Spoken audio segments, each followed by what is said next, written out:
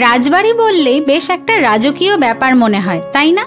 আজকে চলেছি এরকমই একটা রাজবাড়ির সন্ধানে, তবে সেখানে দুপুরের মধ্যাহ্ন ভোজন করতে। তাই আজকে চলে এসেছি গড়িয়া মোড়ে, আর সেখানে বাঞ্ছারাম মিষ্টির দোকানের আগের যে সরু মতো গলি রাস্তাটা আছে সেখান দিয়ে একটু এগিয়েই ডান দিকে পড়বে আজকে আমাদের ডেস্টিনেশন। এই যে শ্রীলেদার্স আছে তার পাশেই অবস্থিত ভূতের রাজা দিলবরের পোস্ত রাজবাড়ি। এই সুন্দর এন্ট্রান্সটা দিয়ে ভেতরে ঢুকলেই পৌঁছে যাব আজকের আমাদের গন্তব্য রাজবাড়িতে।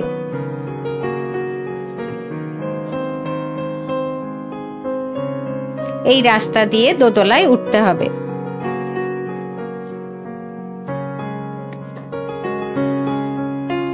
পুজো উপলক্ষে এখানে কিন্তু সুন্দরভাবে এরকম একটা পুজোর অ্যাম্বিয়েন্স তৈরি করা হয়েছে।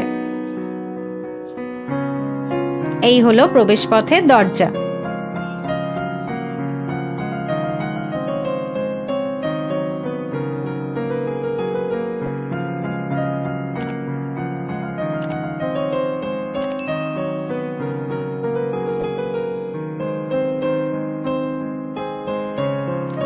রাজবাড়ির অন্দরে প্রবেশ করে গেছি।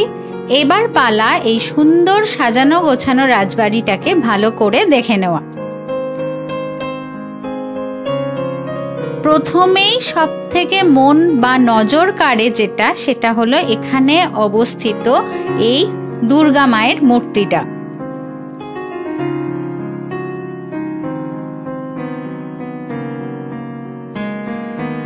অপূর্ব সুন্দরভাবে সাজানো, একটা অন্য রকম ফিলিংস হয় এখানে এসে।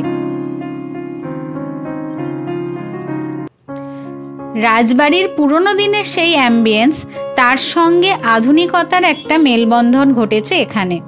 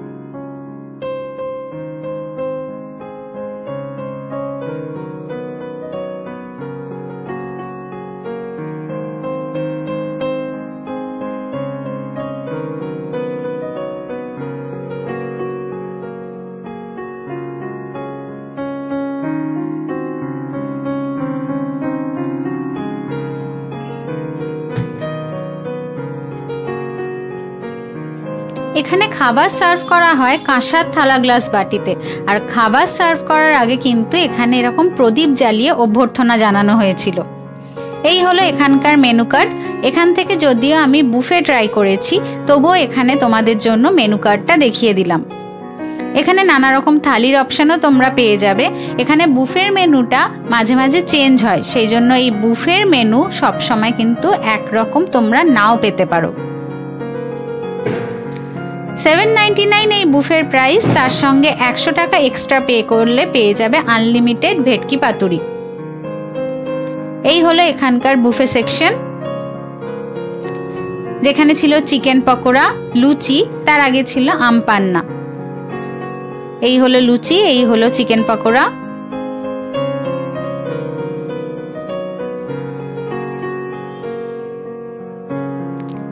এই ছিল আলুর দম। তার পাশেই ছিল ভেজ অফ দ্য ডে, সেদিন ছিল পোস্ত। পোস্ত রাজবাড়িতে ভেজে আমরা সেদিনকে পেয়েছিলাম পোস্ত, বেশ দারুণ ব্যাপার। তার পাশে ছিল সাদা ভাত।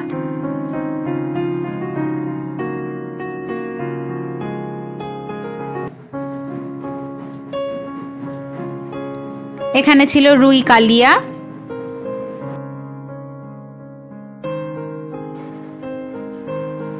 এখানে আছে চিকেন কষা।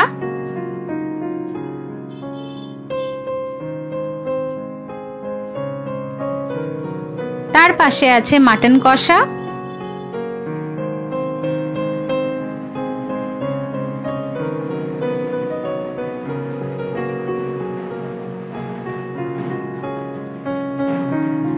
তার সঙ্গে আমের চাটনি, পায়েস আর রসগোল্লা। এই ছিল টোটাল বুফের মেনু। গ্লাসে করে এরকম আম পান্না রাখা ছিল। আম পান্নাটা বেশ রিফ্রেশিং, যেরকম খেতে হয় নর্মাল সেরকম।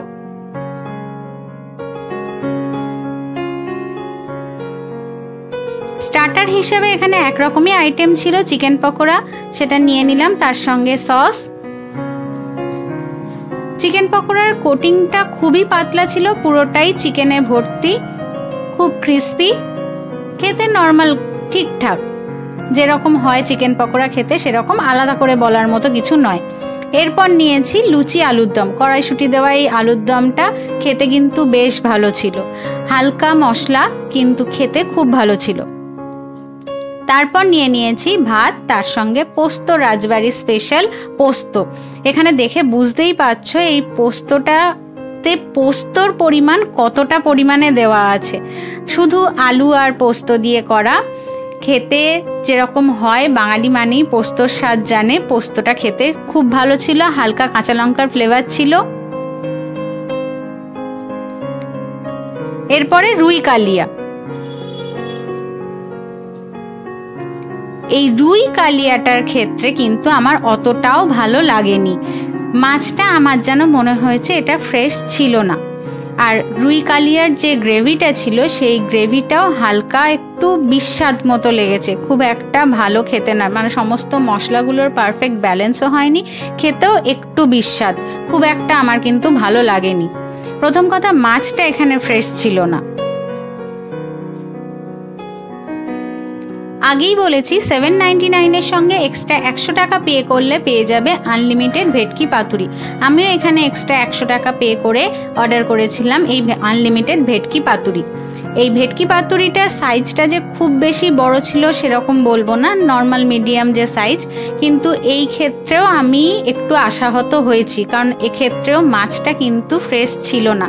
এখানে দেখো গ্রেভির পরিমাণটা অনেকটাই ছিল, কিন্তু মাছটা দেখো সেরকমভাবে ভেঙে ভেঙে যাচ্ছিল, খুব একটা ফ্রেশ ছিল না।